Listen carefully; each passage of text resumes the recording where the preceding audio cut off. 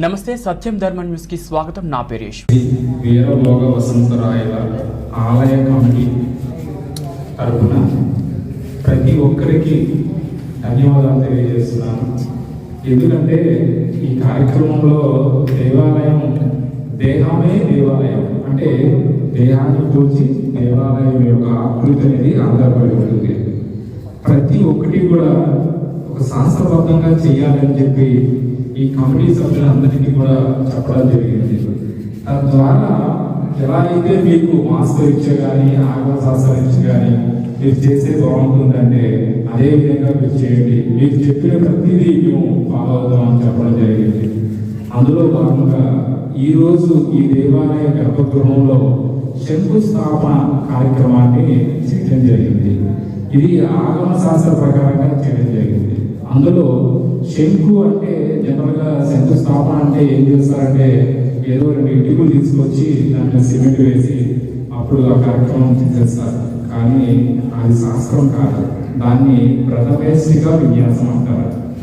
ఇష్టిక అంటే ఇటుక అని అర్థం. అంటే మొట్టమొదటిసారిగా ఇటుకను పెట్టడం అని అర్థం అన్నమాట.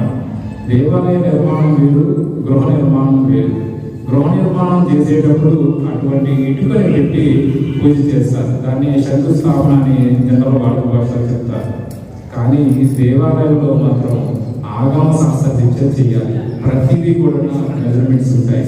దాని ప్రకారంగా ఈ రోజు మనం నిర్మాణం చేసేటువంటి శంకు 3 భాగాలుగా ఉంటుంది. అది బ్రహ్మ, విష్ణు, రుద్ర.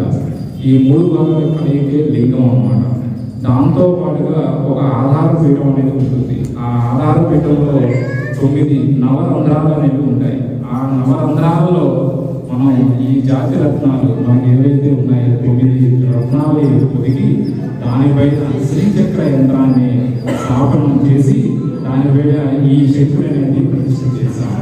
తద్వారా ఆ శక్తి యొక్క ప్రతిఫలం అంటే అది నిర్మాణం చేయడం వల్ల దానికి ఒక వైబ్రేషన్ అంటే రేపు మనం దేవాలయం లోపల విగ్రహ ప్రతిష్ఠ చేసేటప్పుడు ఆ విగ్రహానికి భూస్పర్శ అనేది చాలా అవసరం.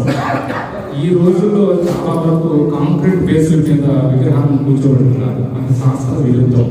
కనుక ఈ రోజు మనం శంకు నిర్మాణం చేసి ఆ శంకు ద్వారా ఒక కాపర్ తీగని దాన్ని చుట్టి దాన్ని తీసుకొచ్చి స్వామివారి యొక్క ఆధార పీఠాన్ని కింద అనుసంధానం చేస్తున్నాం.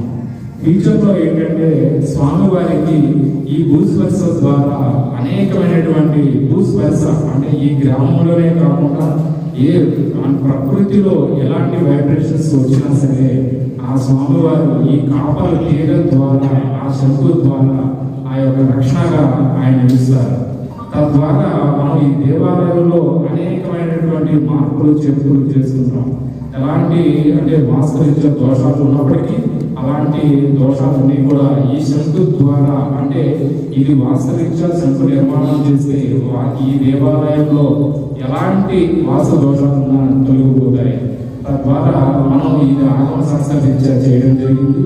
ఈ కార్యక్రమానికి విచ్చేసినటువంటి పెద్దలు అందరూ కూడా ప్రతి ఒక్కరు ఈ కార్యక్రమంలో పాల్గొని ఎంతో జయప్రదం చేసినందుకు ఈ వీరభోగ వసంతరాయల ఆలయ కమిటీ సభ్యులకు అలాగే ఎంతో మంది చేసినటువంటి ప్రజలకు అందరికీ కూడా నేను మనస్ఫూర్తిగా నమస్కారాలు తెలియజేస్తూ నాకు ఇచ్చే ఈ అవకాశాన్ని మీ అందరికీ కృతజ్ఞతలు తెలియజేస్తున్నాను.